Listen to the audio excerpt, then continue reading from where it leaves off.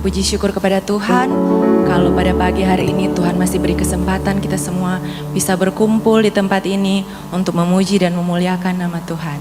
Mari saudara, kita mau siapkan hati dan pikiran kita masuk dalam hadirat Tuhan. Haleluya.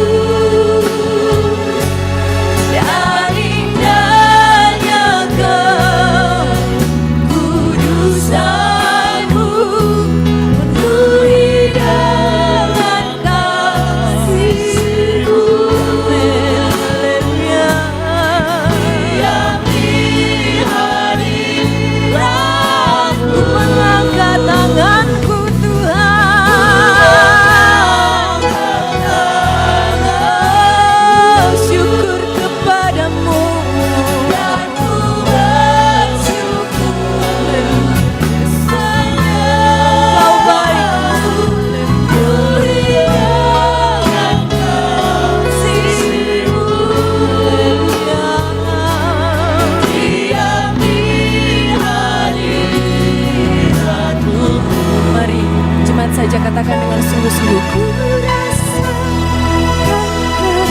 kasih. Nyatakan syukurmu buat Tuhan Yesus. Ya Allah yang baik, ya Allah yang luar biasa. Yesus, kami percaya pagi ini Engkau ada hadir di sini bersama kami Tuhan. Penuhi kami Yesus, penuhi kami dengan Roh-Mu. Haleluya. Yesus.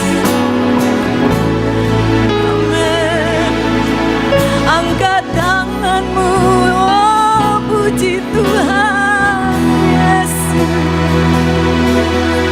Oh kami bersyukur padamu Tuhan. Amin, haleluya. Oh, penuhi kami Tuhan.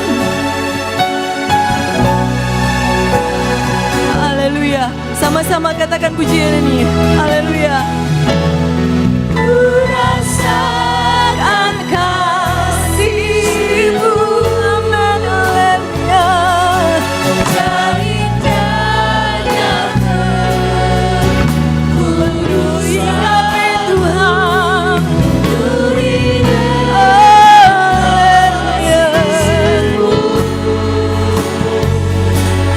Diam di hari raya.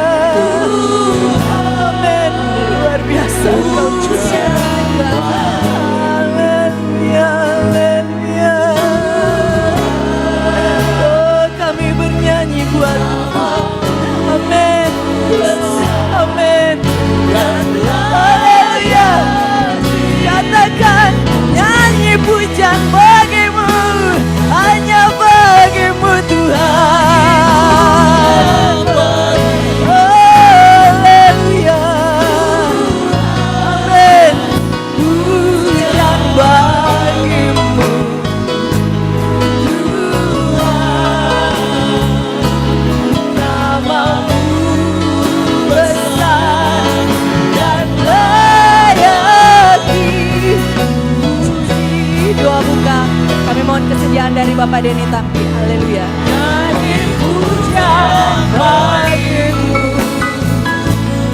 Tuhan, pujian bagimu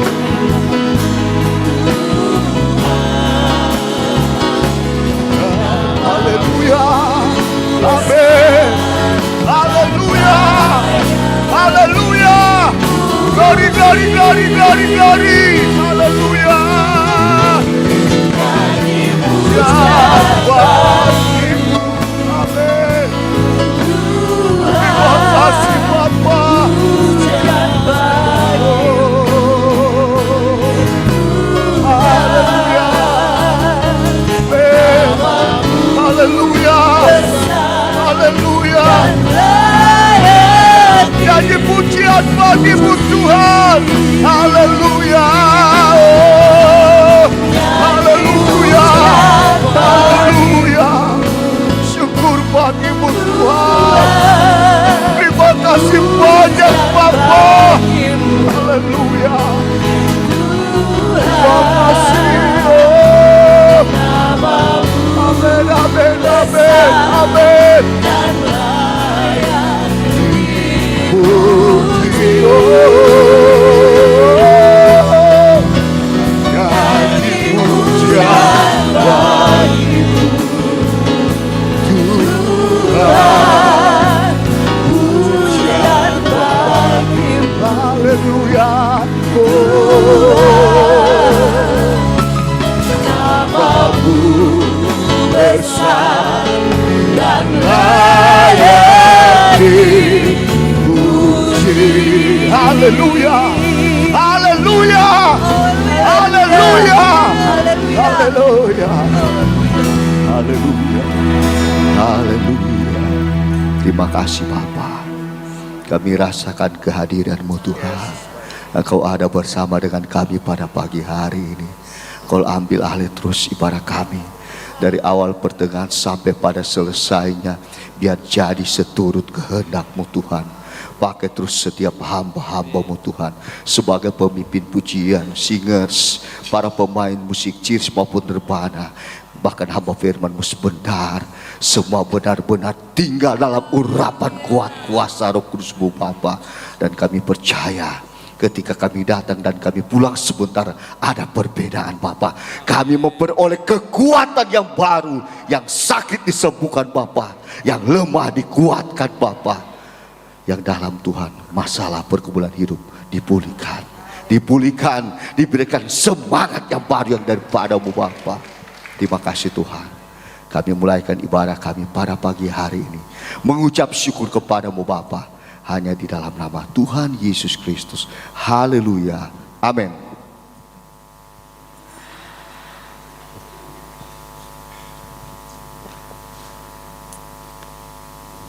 Haleluya.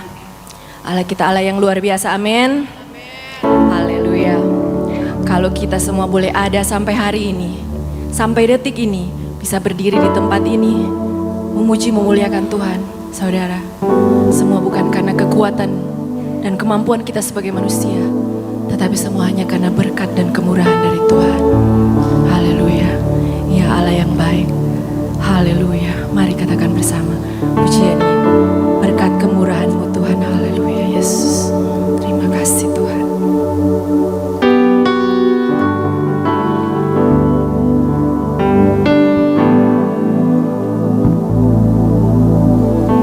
Kau hiasi kehidupanku dengan kemurahan-Mu. Amin.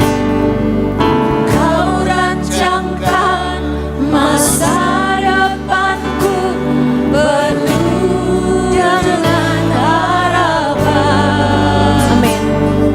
Sekali lagi. Kau hiasi kehidupanku dengan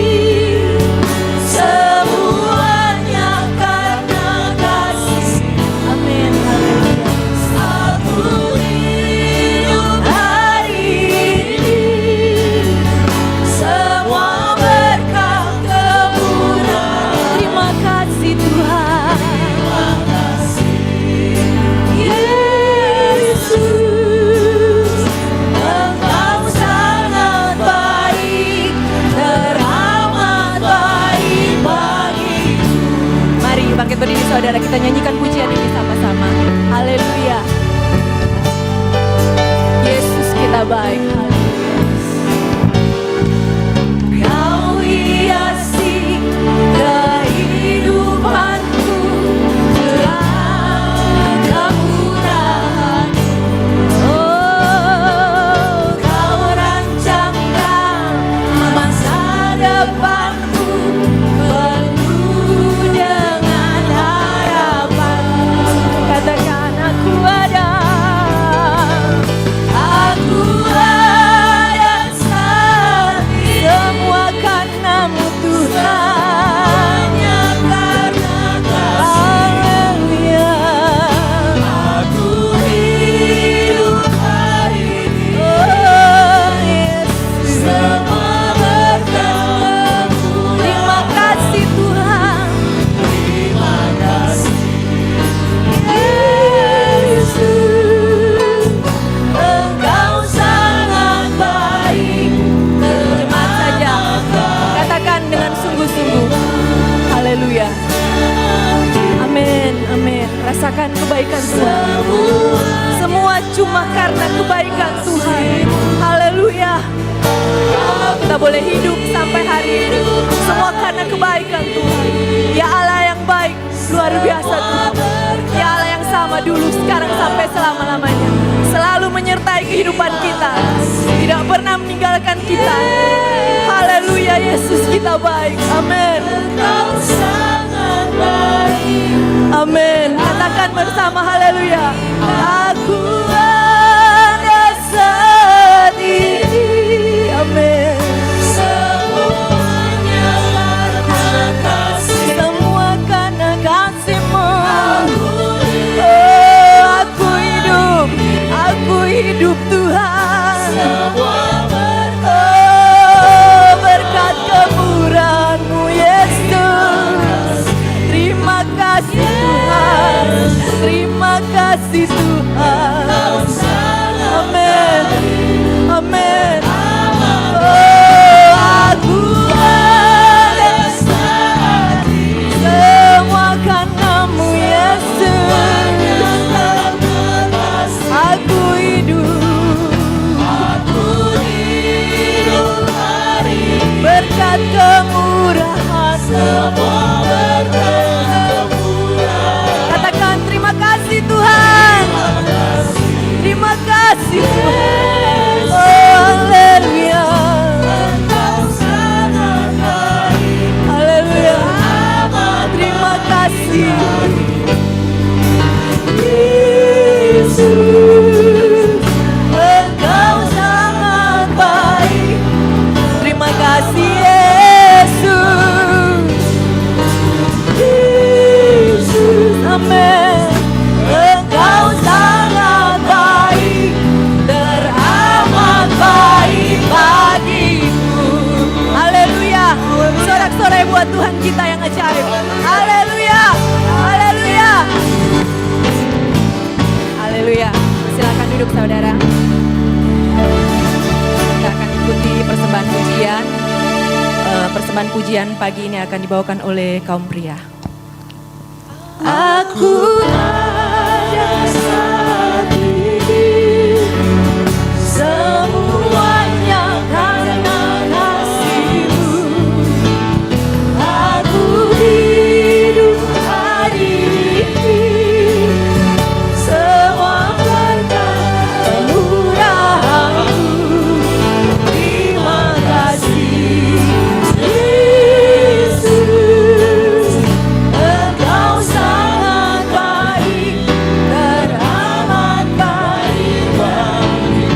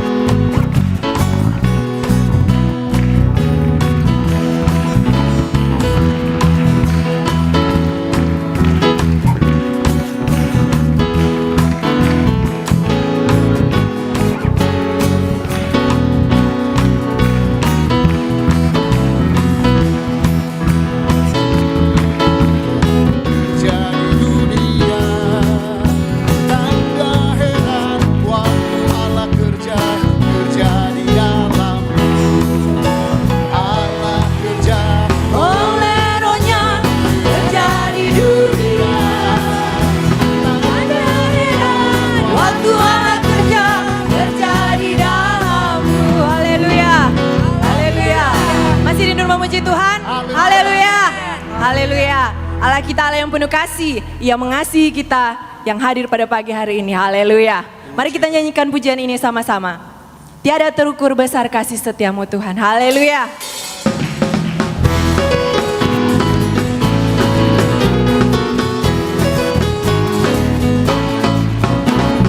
Tiada terukur besar kasih setiamu Tuhan. Amin. Panjang dan lebarnya melebihi lautan. Jauh tinggi mengatasi langit. Amin. Dalamnya tak dapat ku selami. Kasih setiamu besar selamanya. Oh, katakan kasih setiamu. Amin.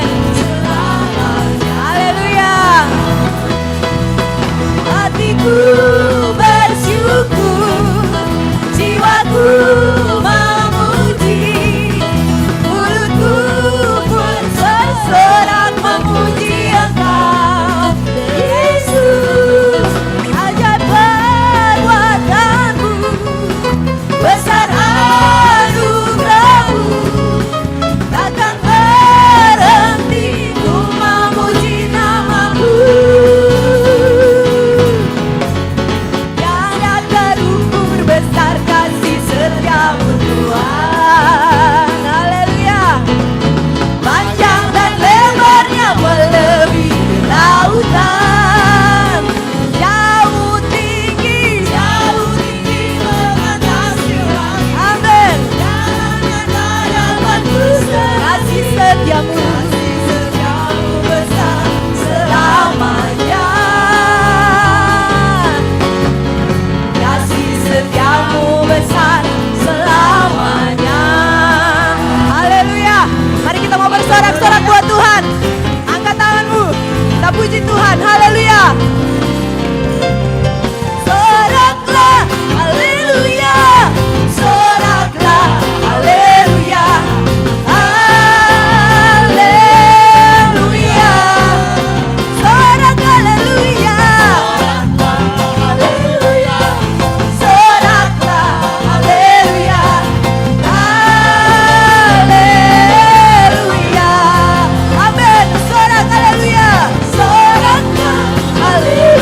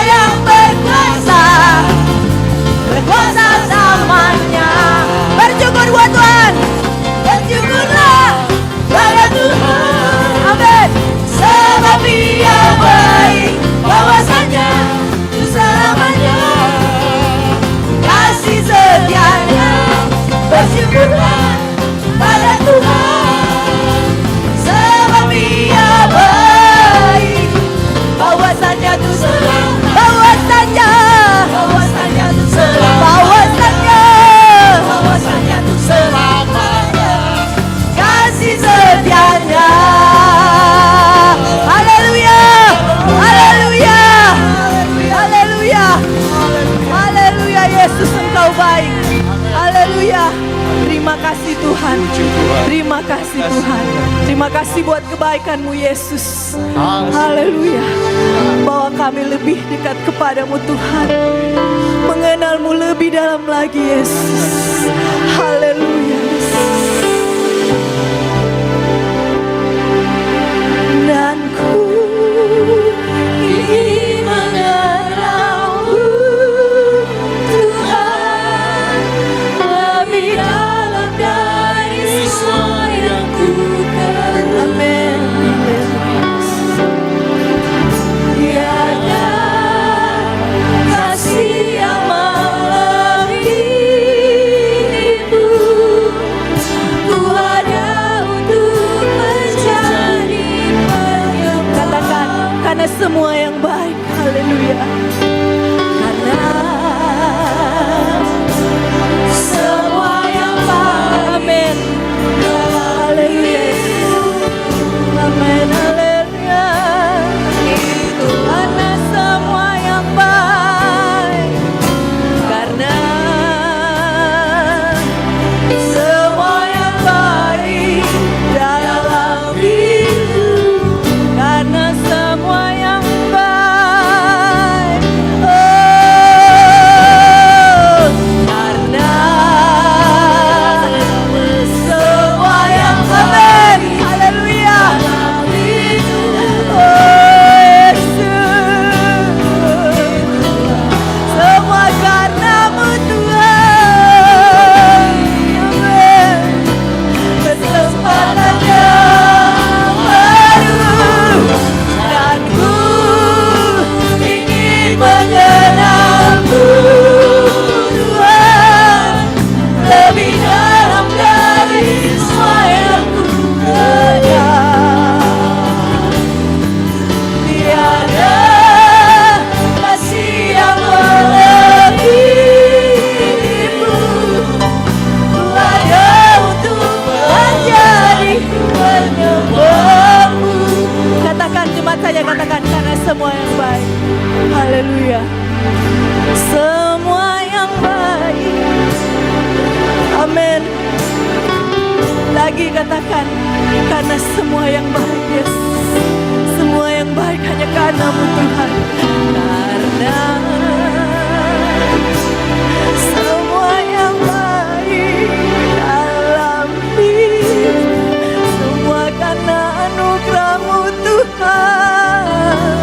Amin.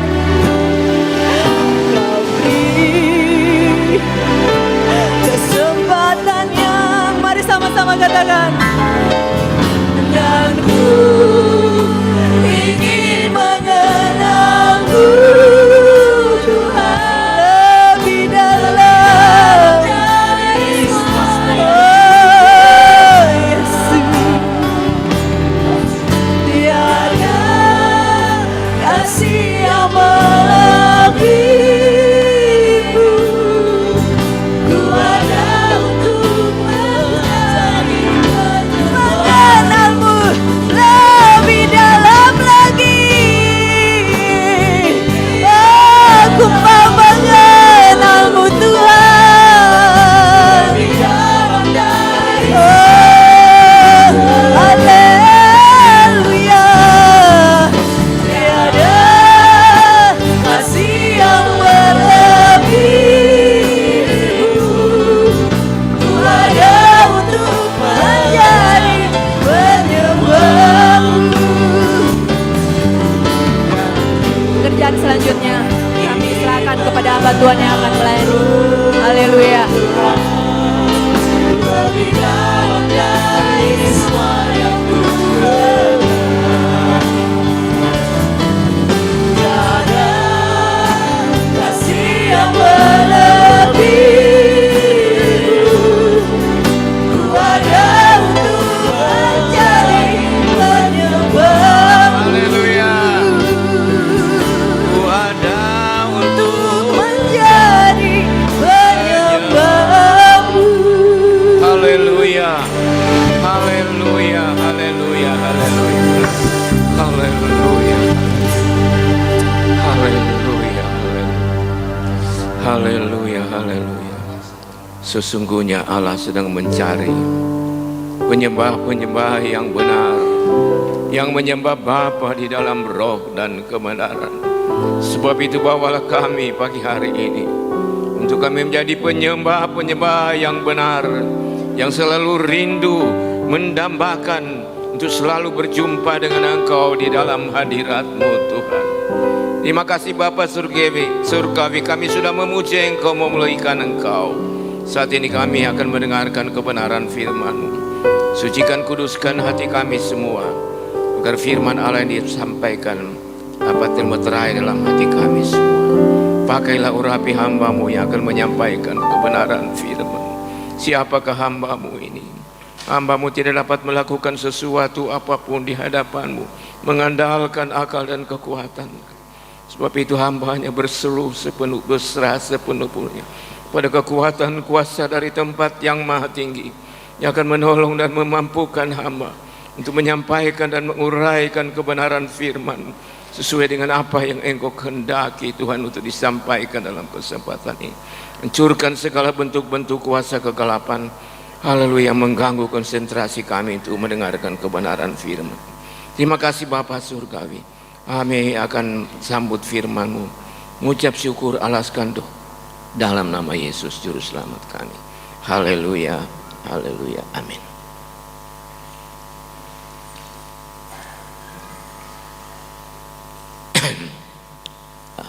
Selamat pagi, salam sejahtera dalam kasih Tuhan Yesus Kristus bagi kita semua. Terima kasih kepada Bapak Gembala, Ibu Gembala yang boleh mempercayakan saya untuk menyampaikan firman Allah dalam kesempatan ibadah minggu pagi. Sebenarnya saya selalu bilang Pak Ibu Gembala kasih aja orang lain. Orang so tua-tua ini so kada luarsa, so jaga lupa-lupa. Apalagi saya bilang kita orang jemaat GPDIP semua so jadi pengkhotbah, so bagus-bagus bahotbah. So jaga pakai bahasa-bahasa Yunani, bahasa-bahasa Ibrani. Oh so luar biasa kita orang tidak ada di sanggar ini sama dengan orang di peta ini. Semua jadi pembawa Injil ya. Puji Tuhan, semua itu demi untuk hormat dan kemuliaan bagi nama Tuhan. Saudara sekalian dikasihi, diberkati oleh Tuhan. Saya sudah banyak kali mendengarkan kebenaran firman Tuhan. Haleluya. Tetapi firman Allah yang saya sampaikan pada kesempatan ini ya, sesuai dengan perikop firman Tuhan yang saya akan bacakan pada kesempatan ini, yaitu tentang Salomo jatuh ke dalam penyembahan berhala. Saya ingin menyampaikan firman Allah ini kepada kita semua untuk memberikan sebuah pembelajaran iman yang sangat berharga bagi kita. Kita tahu kan orang-orang Israel sejak dari kecil, sejak dari kanak-kanak, mereka sudah diajar ya untuk tidak menyembah berhala, tidak ada Allah lain kepada mereka. Mereka dilarang untuk membuat ilah-ilah dan menyembahnya. Tapi kita tahu juga Salomo pasti sebagai seorang anak raja, dia sudah tahu tentang hal ini. 10 Taurat dia so hafal di luar kepala ya. Jadi Salomo tahu dengan persis ya bahwa sebagai orang Israel mereka dilarang untuk menyembah berhala. Akan tetapi saudara, mengapa Salomo bisa jatuh di dalam penyembahan berhala? Sebentar kita akan lihat dan kita akan belajar bersama-sama. Adapun ayat firman Allah yang saya sampaikan pada kesempatan siang hari ini, kita akan baca bersama-sama dalam kitab Raja-Raja pasal yang ke-11 ayat yang ke-9. Sekali lagi, 1 Raja-Raja pasal 11 ayat yang ke-9, kita baca bersama-sama dalam hitungan yang ketiga, 2, 3. Sebab itu Tuhan menunjukkan murkanya kepada Salomo, sebab hatinya telah menyimpang daripada Tuhan Allah Israel yang telah 2 kali menampakkan diri kepadanya. Puji Tuhan, silakan duduk. Saudara sekalian yang ya dikasihi, diberkati oleh Tuhan, sebuah peraturan atau sebuah ketetapan atau sebuah perintah diberlakukan atau diterapkan bukan untuk dilangkahi atau bukan untuk dilanggar ya, tetapi sebuah peraturan, sebuah perintah diberlakukan untuk ditaati dan untuk dipatuhi.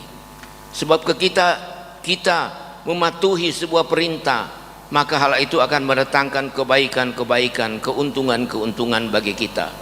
Akan tetapi sebaliknya, kalau kita melanggar firman Allah, ya, tidak melakukan firman Allah, maka hal itu akan mendatangkan hal-hal yang tidak baik, hal-hal yang buruk bagi kita, akan mendatangkan kerugian bagi kita, dan akibatnya bisa menjadi fatal.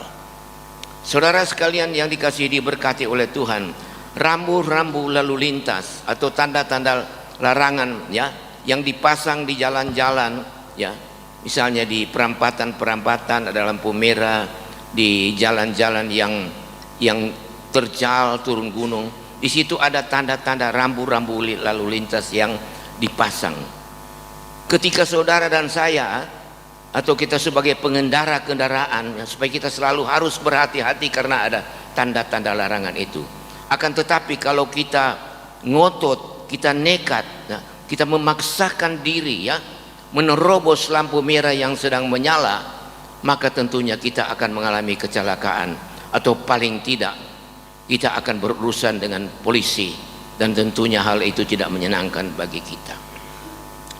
Saudara sekalian yang dikasihi dan diberkati oleh Tuhan, bukankah rambu-rambu lalu lintas yang dipasang di jalan-jalan itu hampir sama atau bahkan sama dengan rambu-rambu firman Allah yang ditulis di dalam Alkitab, baik Alkitab Perjanjian Lama atau Perjanjian Baru? Jikalau kita ngotot, kita nekat, ya, atau kita memaksakan diri dengan keadaan yang sama, kita menerobos rambu-rambu firman Allah, maka tentunya kita akan mengalami hal-hal yang tidak menyenangkan, merugikan kita, dan hasilnya saya katakan tadi bisa fatal. Dan itulah yang dilakukan oleh seorang pribadi yang bernama Salomo. Tahu persis, ya, tentang perintah-perintah Allah, tetapi Salomo nekat, ngotot, ya, artinya memaksakan diri secara sadar dia menerobos firman Allah ini. Itulah sebabnya seperti ayat firman Allah yang kita baca, ayat pokok, sebab itu Tuhan menunjukkan murkanya kepada Salomo, sebab hatinya telah menyimpang daripada Tuhan Allah Israel yang telah 2 kali menampakkan diri kepada Tuhan. Jadi karena Salomo, ya, menerobos firman Allah, maka Tuhan murka kepada dia. Saudara, rambu-rambu firman Allah apakah yang dilanggar atau dilangkahi oleh Salomo sehingga ia dimurkai oleh Tuhan? Sebelum kita akan melihat dan kita akan belajar bersama-sama tentang hal itu, kita akan melihat dulu dan belajar tentang latar belakang dari Salomo atau biografi dari Salomo. Kita tahu bersama Salomo adalah anak dari Raja Daud dan istrinya yang bernama Betseba. Ya, Salomo, nama Salomo artinya damai sejahtera. Salomo juga mendapat sebuah nama yang diberikan oleh Nabi Nathan, ya, penglihat dari Raja Daud. Dia beri nama Salomo itu Yedidja.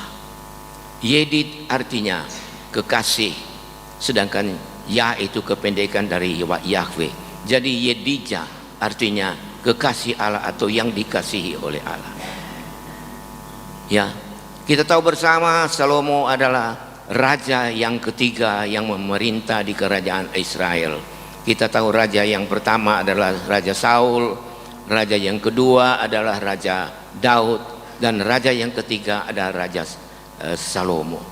Sekalipun Raja Salomo adalah raja yang ketiga yang memerintah Israel, namun Raja Salomo adalah merupakan raja pertama yang naik takhta kerajaan Israel tidak berdasarkan penunjukan atau pemilihan, atau tidak berdasarkan kasih karunia Allah, tapi Raja Salomo naik takhta berdasarkan garis keturunan.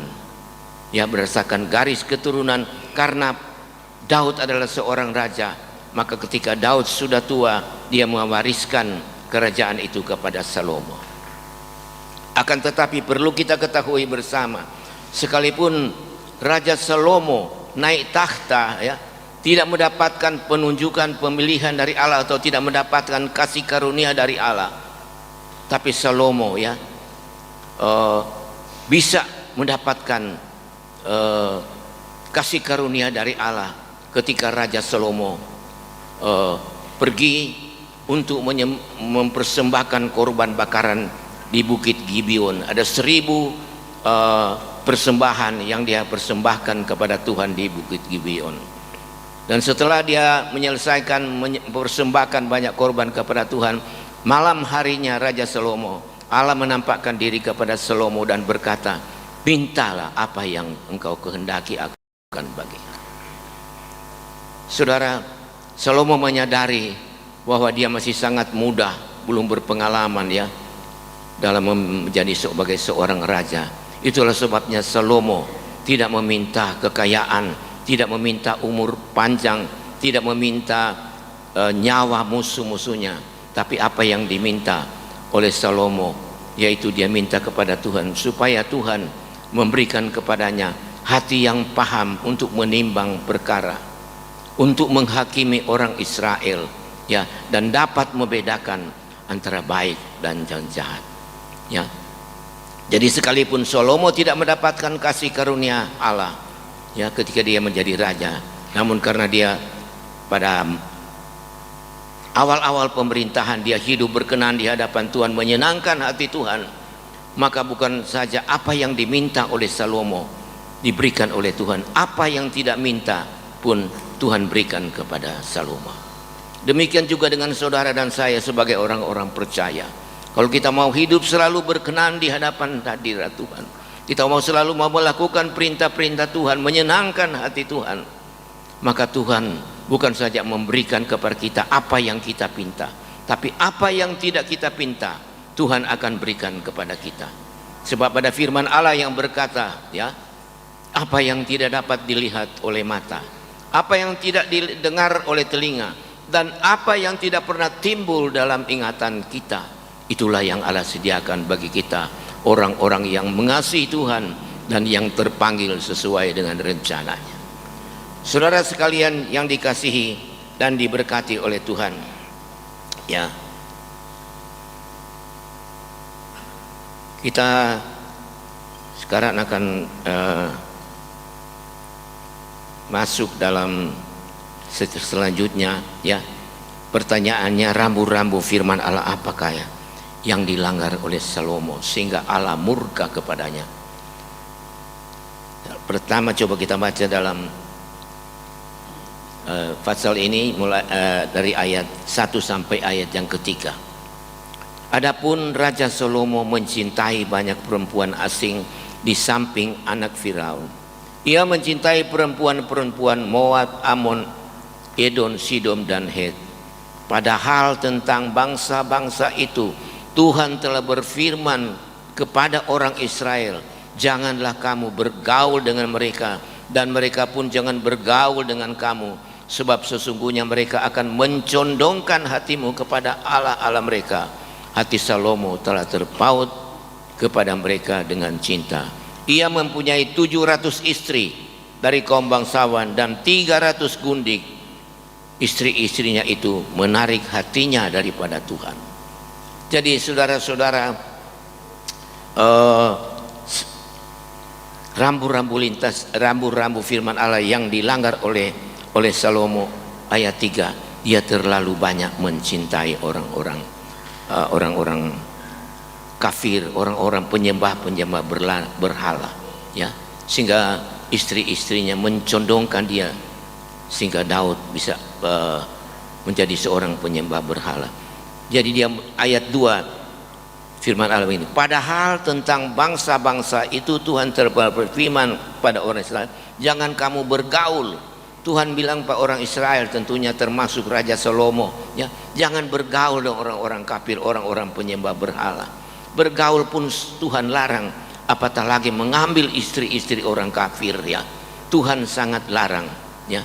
Tetapi Salomo punya 700 istri dan 300 gundik. Saudara, dengan mengambil banyak istri ya, maka Salomo melanggar firman Tuhan dalam Ulangan pasal 7 ayat 3. Coba Ulangan pasal 7 ayat 3. Ulangan pasal 7 ayat yang ketiga. Janganlah juga engkau mengawin dengan mereka. Anakmu perempuan jangan kau berikan kepada anak laki-laki mereka, ataupun anak perempuan mereka jangan kau ambil bagi anak-anakmu. Ayat 4, coba.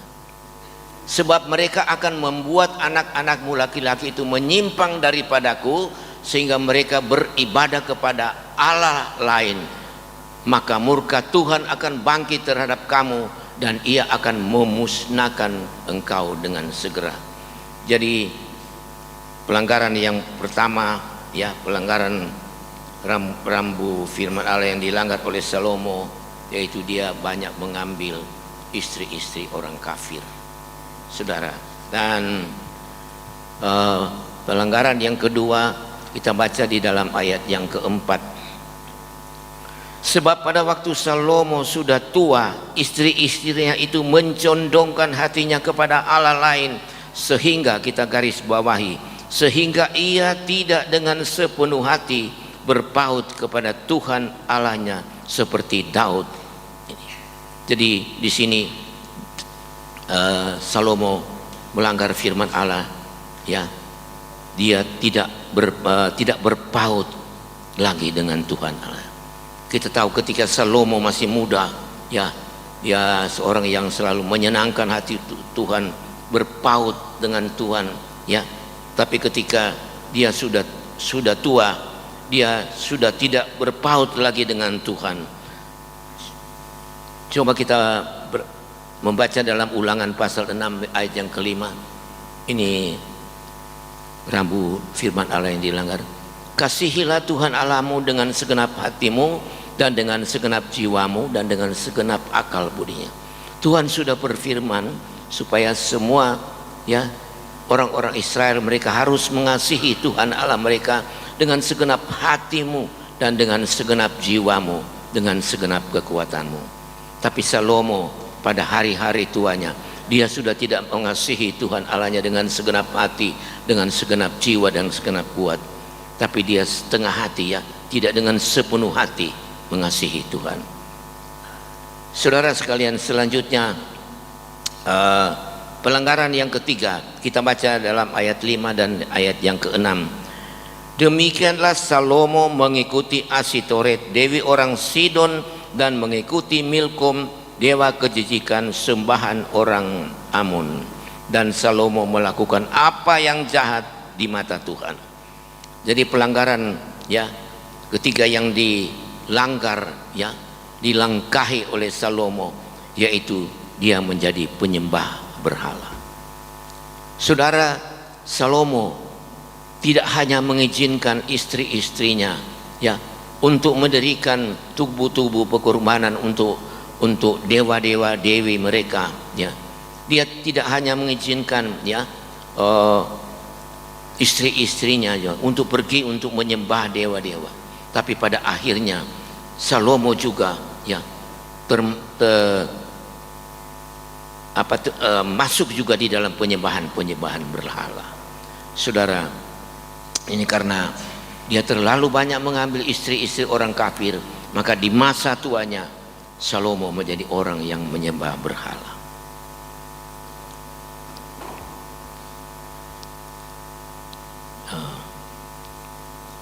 Coba kita akan bahas sedikit ayat yang keempat di sini. Sebab pada waktu Salomo sudah tua, istri-istrinya itu mencondongkan hatinya kepada allah-allah lain.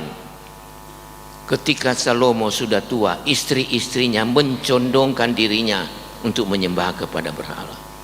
Saudara, kita tahu bersama ketika Salomo masih muda, yang masih gagah perkasa, masih ganteng, penuh wibawa penuh, tentu dia bisa mengatasi istri-istrinya yang masih muda dan cantik-cantik tuh.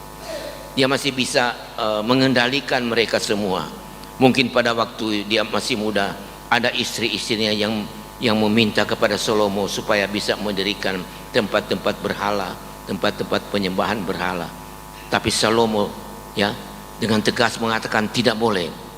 Kamu hanya boleh menyembah satu Allah, yaitu Allah yang disembah oleh Abraham, Ishak dan Yakub, Allah Yahweh. Jadi ketika dia masih muda, saudara, Salomo masih bisa mengatasi istri-istrinya. Tetapi ketika dia sudah tua, ya, so loyo, so tidak berdaya, so bohuat, so tidak bisa berbuat apa-apa, maka istrinya lah yang cantik-cantik, molek-molek itu, ya. Ketika istri-istrinya meminta kepada Salomo, Baginda, tolong buatkan saya tempat-tempat untuk beribadah kepada Allah kami atau kepada dewa kami. Oh, baik sayang. Ya. Di mana akan dibangun itu tempat-tempat ibadah? Saya akan suruh pembantu-pembantu saya untuk pergi, ya, membangun tempat-tempat ibadah untuk orang-orang kafir. Mungkin ada istrinya yang masih muda, cantik-cantik. Baginda, mari temani aku, karena hari ini kami mengadakan penyembahan ya kepada dewa-dewa kami. Ya, tentu Salomo bilang, baik sayang, saya akan menemani engkau. Di mana tempat itu dilaksanakan? Oh, Salomo mengikuti semua. Karena apa, saudara? Salomo sudah tua, ya sudah tidak berdaya.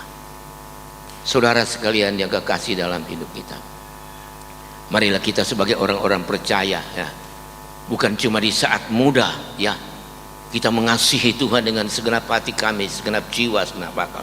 Tapi di saat tua pun kita tetap mengasihi dan mencintai Tuhan dengan sepenuh-penuh hati, supaya ada berkat-berkat, bukan kutuk yang kita terima. Berkat Allah akan menjadi bagian kita. Saudara, kita akan melihat dampak apa yang dialami oleh Salomo ketika dia dimurkai oleh Tuhan, ketika dia melanggar rambu-rambu firman Allah. Coba kita baca dalam 1 Raja-Raja pasal 11, 1 Raja-Raja pasal 11 ayat 11 dan 12.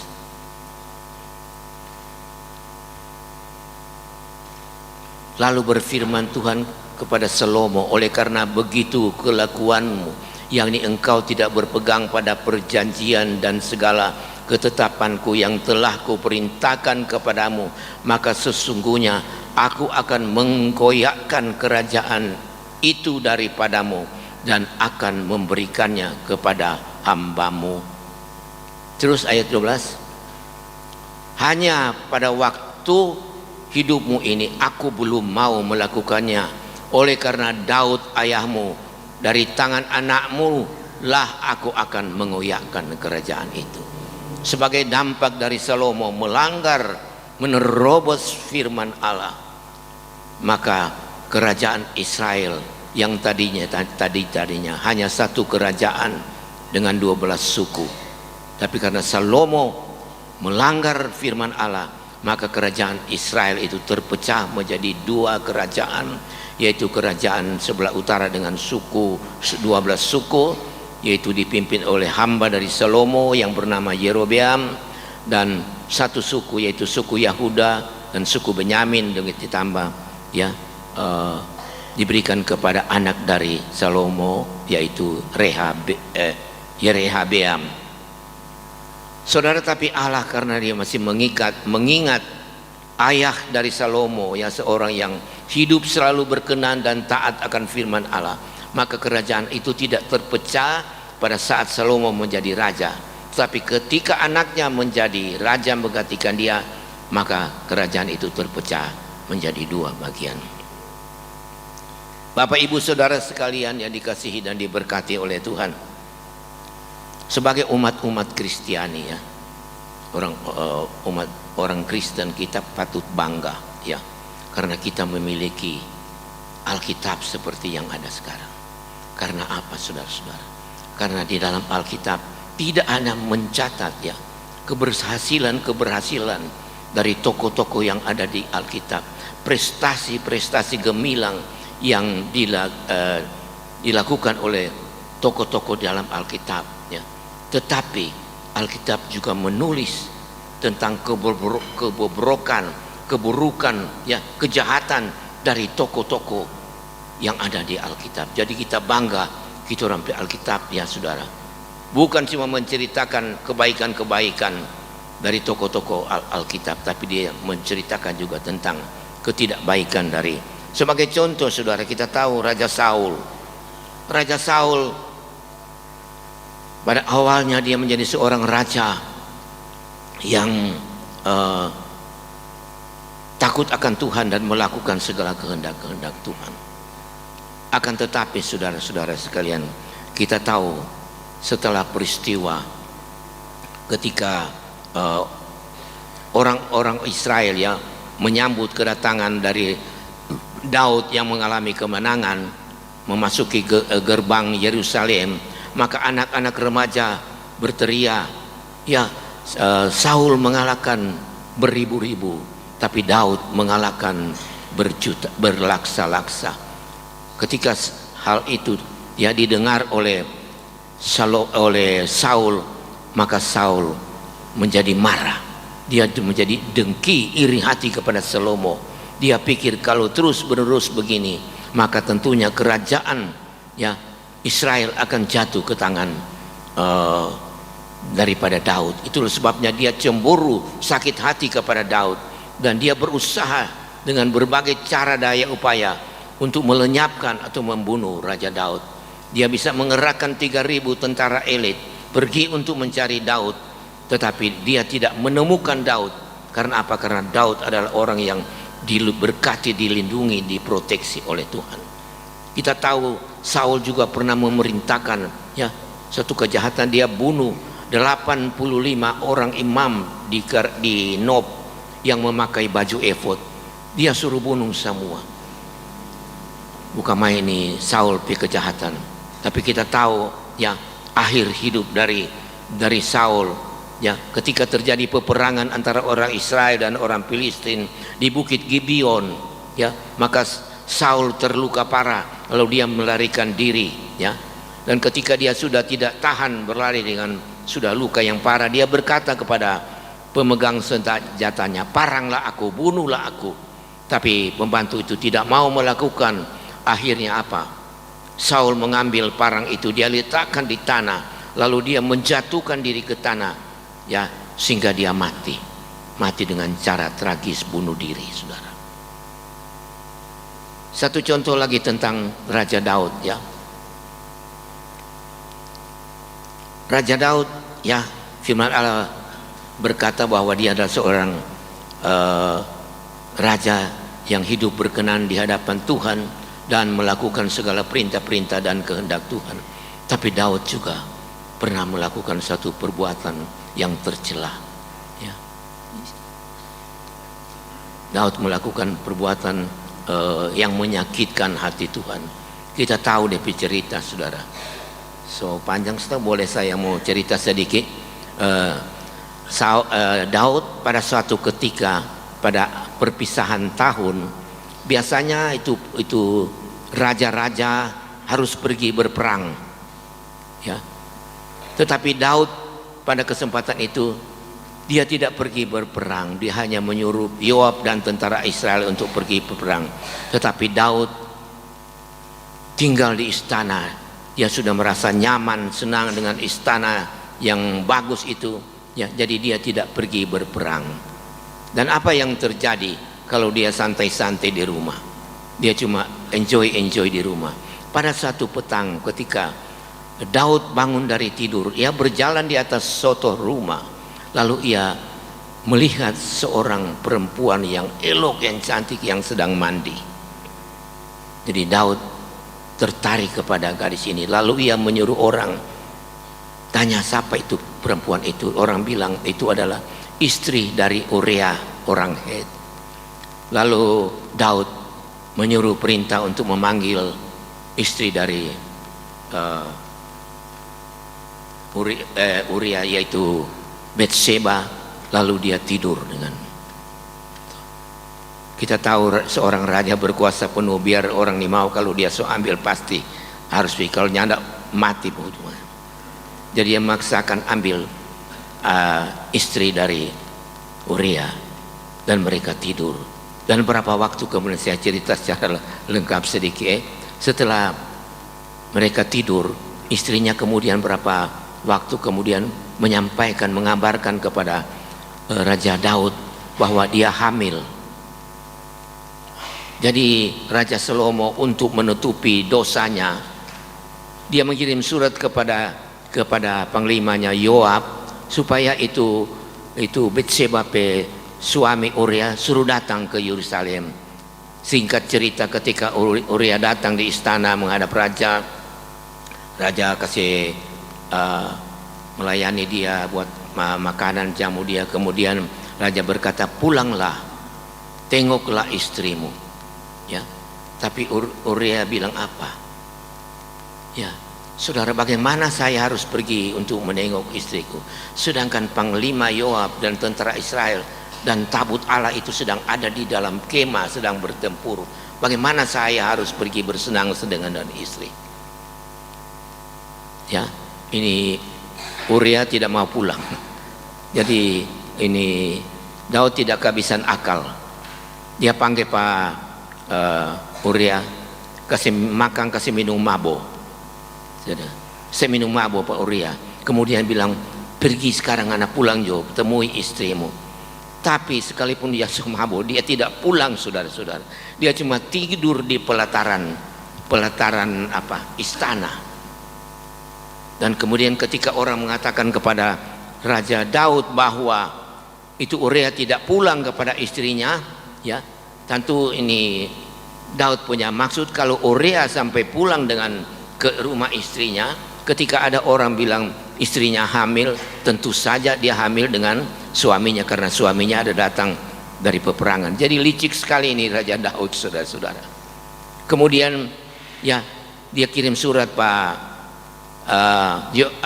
Uria ini, dan tulis sampaikan kepada panglima Yoab, suruh kalau ada peperangan, tempatkan itu Uria di barisan paling depan, dan ketika sedang terjadi peperangan yang hebat, kasih biar pada dia sendiri di situ supaya dia mati.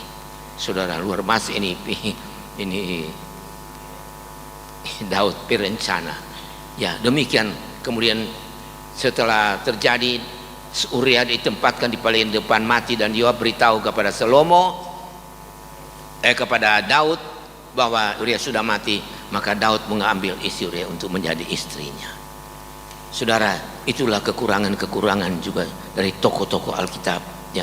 Jadi kita bersyukur terampai Alkitab bukan cuma menulis hal-hal yang baik dari tokoh-tokoh kita, tapi menulis juga hal-hal yang tidak baik, keburukan. Itu apa, saudara?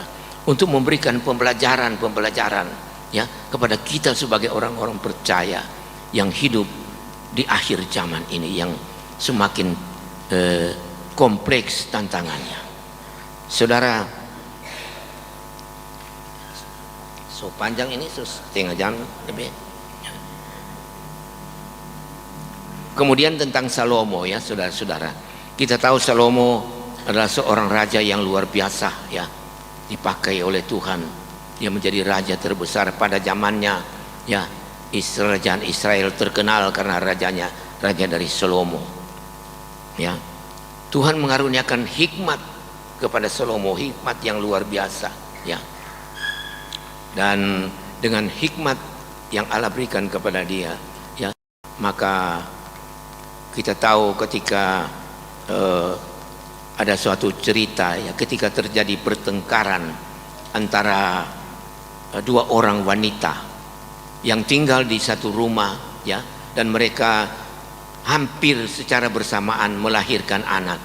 Dan kemudian ketika mereka tidur, seorang dari kedua ibu ini, karena mungkin dia tidur terlalu lelap atau bagaimana, DP anak dia tindis kok mati.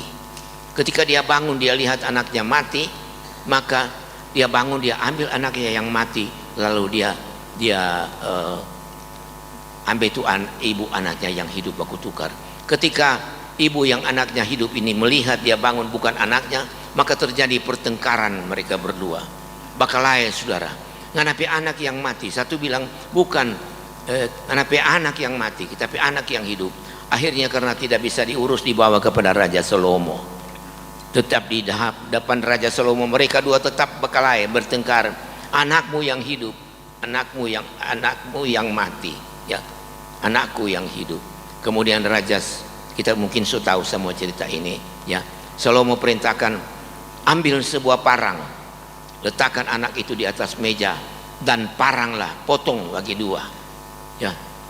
Kemudian ibu ini yang dia tahu persis bahwa anaknya itu yang hidup, dia berkata kepada raja, raja, ya, jangan potong anak ini, berikan saja kepada ibu tadi, kepada ibu satu, ya. Dan ibu yang satu tadi, yang anaknya mati bilang, potong saja Tuhan, bagi dua aja supaya turun dua masing-masing tidak dapat apa-apa. Kemudian Raja Salomo berkata kepada pembantu, berikanlah anak ini kepada ibu yang berkata, jangan potong anak itu, karena dialah ibunya yang hikmat yang luar biasa yang Allah berikan kepada Salomo. Tapi sangat disayangkan saudara-saudara, pada akhir masa tuanya Raja Salomo, ya, menjadi seorang yang menyembah berhala. Saudara sekalian yang dikasihi dan diberkati oleh Tuhan,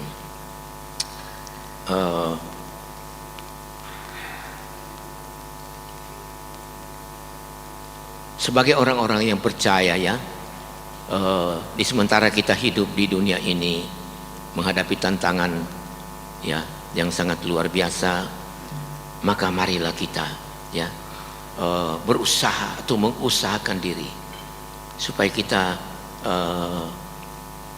boleh menjadi orang-orang yang menjauhkan diri dari segala penyembahan berhala, memaksakan diri untuk tidak masuk dalam penyembahan berhala.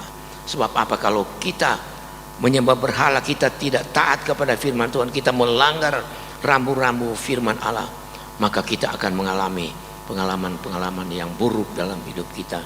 Tapi kalau kita melakukan firman Allah, taat kepada firman Allah, maka kita akan mengalami banyak-banyak kebaikan bagi kita. Bahkan berkat-berkat Allah akan selalu tercurah di dalam hidup kita. Sebagai ayat yang terakhir, coba ditayangkan Roma pasal 11 ayat yang ke-22. Roma pasal 11 ayat yang ke-22. Coba bisa ditayangkan. Roma 11 ayat 22. Coba ayat terakhir ini kita baca bersama-sama, 2-3. Sebab itu perhatikanlah kemurahan Allah dan juga kekerasannya, yaitu kekerasan atas orang-orang yang telah jatuh, tetapi atas kamu kemurahannya, yaitu jika kamu tetap dalam kemurahannya, jika tidak kamu pun akan dipotong. Saudara, ini firman Allah yang sangat luar biasa. Tuhan bilang, ya, orang sebagai orang percaya harus ingat dari hari ini. Orang ingat kemurahan Tuhan dan kekerasan Tuhan. Memang Allah menyatakan kemurahan kepada kita kalau kita tetap tinggal di dalam kasih-Nya Tuhan. Tapi kita akan mengalami kekerasan Allah kalau kita melanggar kebenaran-kebenaran firman Allah. Jadi saudara-saudara, saya tambahkan sedikit saudara tentang Salomo pada akhir hidupnya. Situ tidak ditulis dengan jelas apakah Salomo selamat atau tidak. Di Alkitab tidak ditulis secara jelas, ya, karena jelas bahwa Salomo ketika dia dimurkai oleh Tuhan, ya, dia melakukan penyembahan berhala, tidak tulis apakah dia diberi kesempatan bertobat, ya, bertobat sehingga dia bisa diselamatkan. Seperti kita tahu kan Daud, sekalipun dia berbuat dosa, ya, yang sangat keji, tetapi ketika Nabi Datan memperingatkan dia, ya, Saul sadar akan dosanya, dia insaf, dia menangis terseduh-seduh. Dia berkata kepada Tuhan, Tuhan, semua apa yang ada padaku boleh Engkau ambil, tetapi jangan ambil roh-Mu yang ada di dalam hidup ini. Karena Daud menyadari kalau roh Allah itu ada tetap dirinya. dia akan menjadi orang-orang yang selalu akan menepati janji firman Tuhan. Saudara, jadi Salomo apakah dia diselamatkan atau tidak, cuma Tuhan yang bisa berikan penilaian ya saudara-saudara. Terima kasih, inilah firman Allah yang ingin saya sampaikan. Selanjutnya saya rindu kita menyanyi satu pujian. Basuh hatiku. Haleluya. Bagaimana DPR? Layaklah hatiku dengan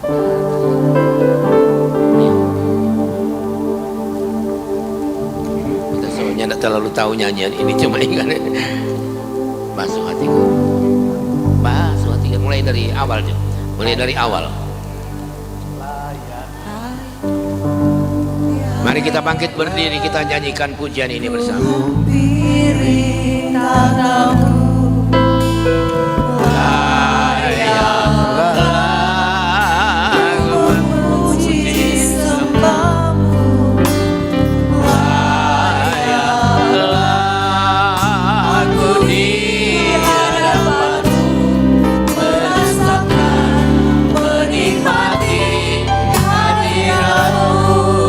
Haleluya.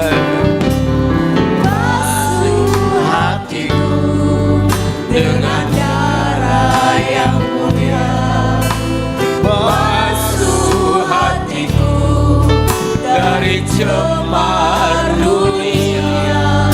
Hanya dengan kesucianmu berlayar ada di hadiratmu Bapa. Basuh hatiku dengan darah yang mulia. Basuh hatiku dari cemar dunia. Hanya dengan kesucianmu berlayar ada di hadiratmu Bapa. Haleluya. Basuh hatiku. Basuh hatiku sebagai insan manusia yang hidup di dunia ini. Kita semua tidak terluput dari perbuatan-perbuatan yang melawan kehendak dan perintah-perintah Tuhan. Tetapi ketika kita melakukan tindakan-tindakan melanggar kehendak-kehendak firman Allah, Roh Kudus mengingatkan kepada kita supaya kita sadar dan kita mohon pengampunan dari Tuhan. Haleluya. Mohon Tuhan basuh hidup ini dengan dari segala kecemaran dunia ini, sehingga kita semua boleh berlayan di hadapan hadirat Allah. Dunia selanjutnya kembalikan kepada penuntun puji-pujian.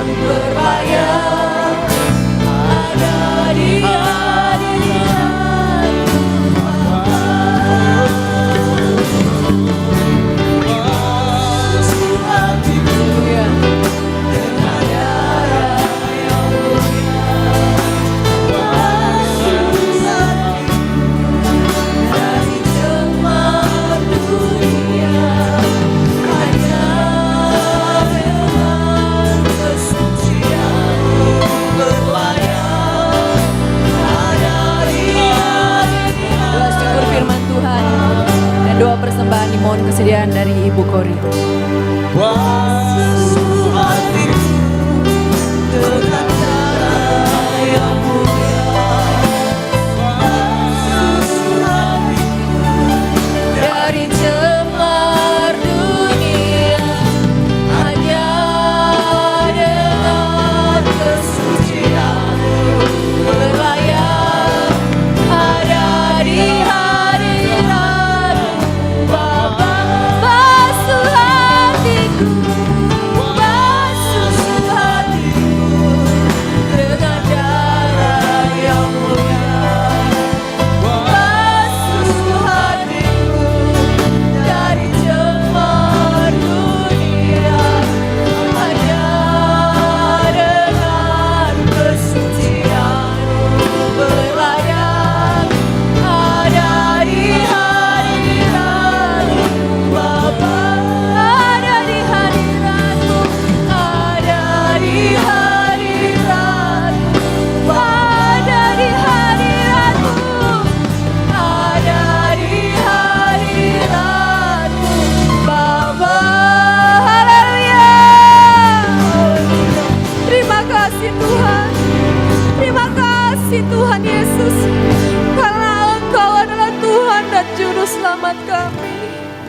Kami bersyukur Tuhan, kalau Engkau sudah menebus dosa-dosa kami. Engkau sudah berkorban untuk kami. Engkau sudah selamatkan kami Tuhan dari segala kebinasaan Tuhan. Terima kasih Tuhan Yesus. Biarlah Tuhan kebenaran firman-Mu Tuhan Engkau tanamkan dalam kehidupan kami. Tuhan, kami sadar kami orang berdosa. Kami perlu juru selamat. Kami tidak mampu hidup berjalan sendiri di tengah dunia ini Tuhan. Untuk itu lindungilah kami Tuhan. Tetaplah kami Tuhan mengasihi Engkau dengan segenap hati kami, segenap jiwa kami, segenap akal budi dan segenap kekuatan kami.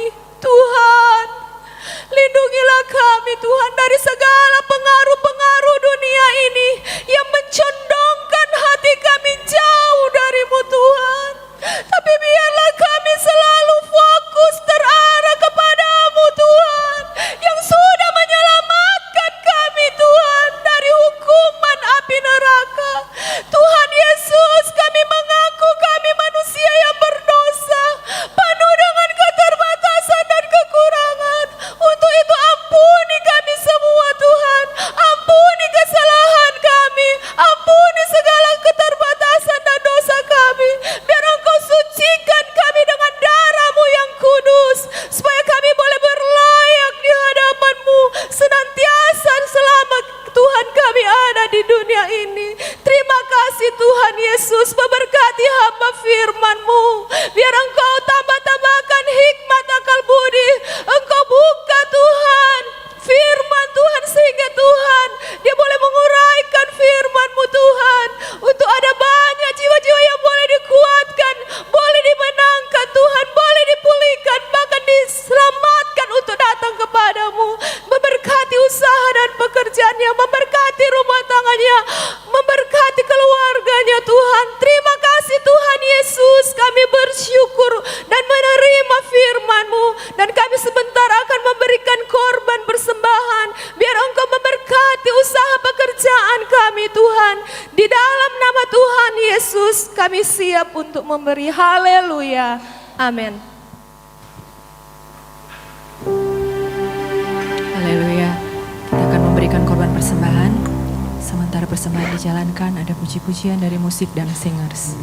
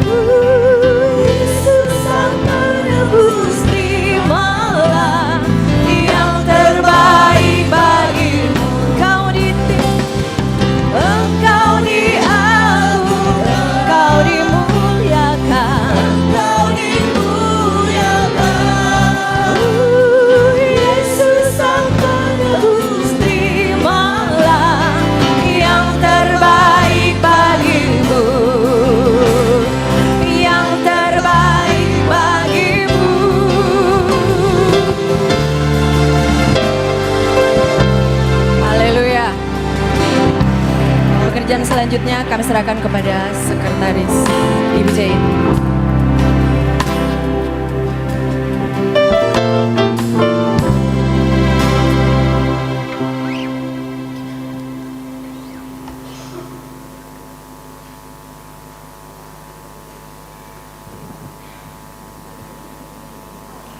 Puji Tuhan, kita akan dengarkan pembacaan laporan dari Bendahara Departemen Pemeliharaan dan Pengembangan Gereja.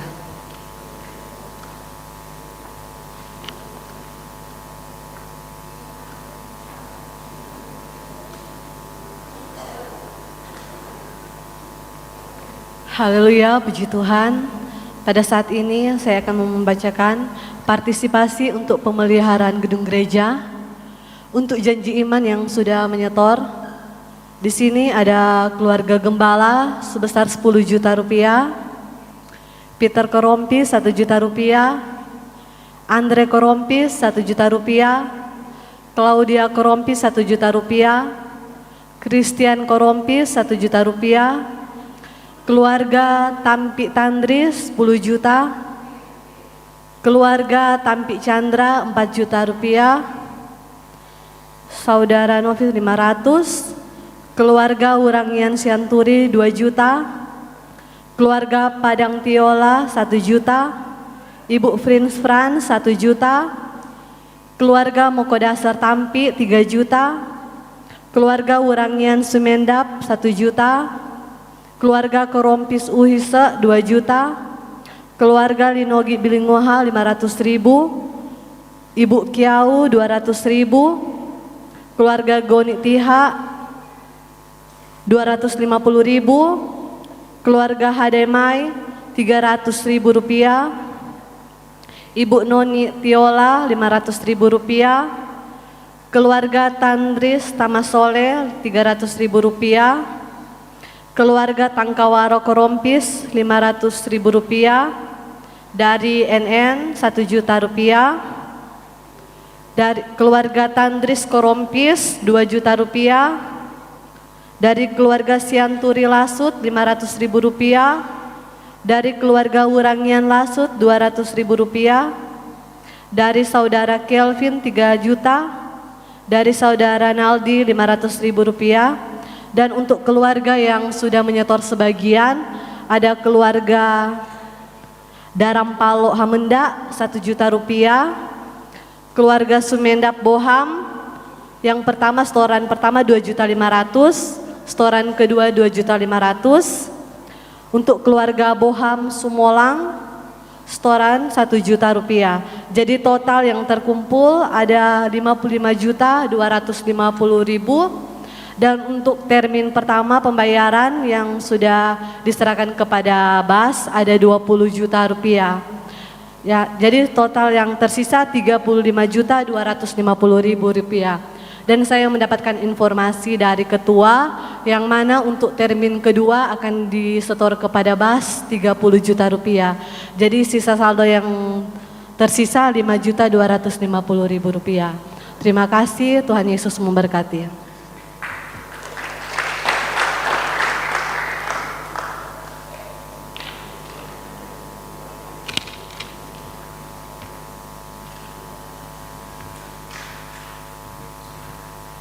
Jadwal pelayanan selama sepekan ini, besok Senin tanggal 14 Oktober ada doa Beston jam 7 malam di gereja yang akan melayani firman Tuhan Bapak Hani, WL Ibu Maria, singer Saudara Yovan dan Ibu Meidi, musik Saudara Billy.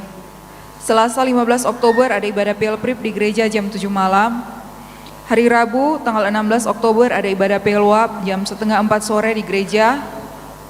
Hari Kamis tanggal 17 Oktober ada ibadah raya tengah minggu yang akan melayani firman Tuhan Ibu Gembala Bongkulu, WL Saudara Titi, singers Ibu Yanti, Ibu Ina Manopo dan Bapak Leon, Bapak Dedek dan Saudara Edo.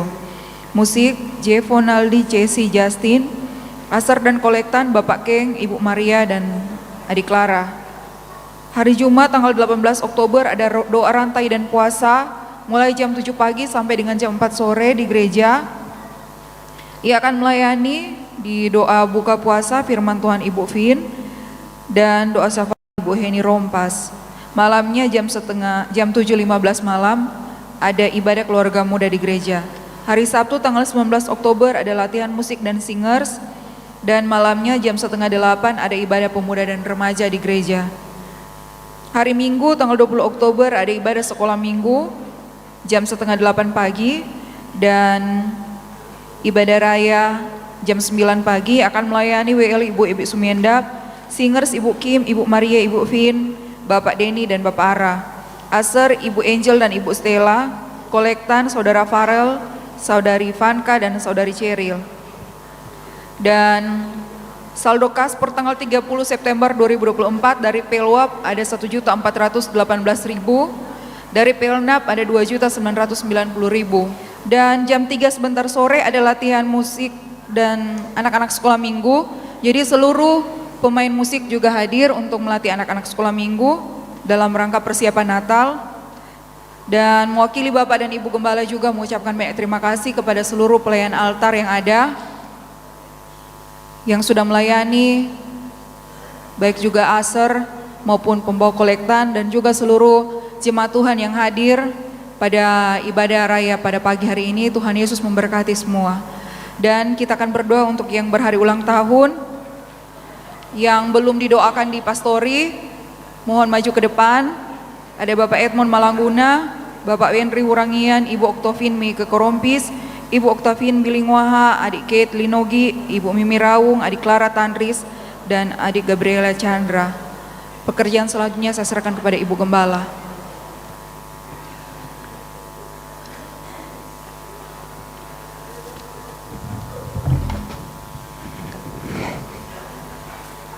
Puji Tuhan, nanti minta tolong majelis Bapak Denny dengan Pak John Tampi bantu dalam doa, karena ini banyak ya. Yang berulang tahun silakan maju ke depan. Haleluya.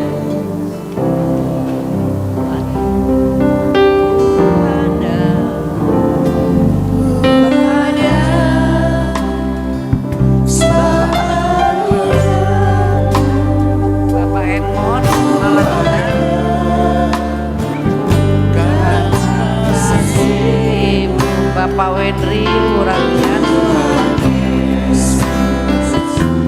Ibu Vin, Ibu Meike Korompis, Ibu Vin, Adik Kait, Adik Clara Tandris, Adik Gabriela. Haleluya Yesus. Yesus.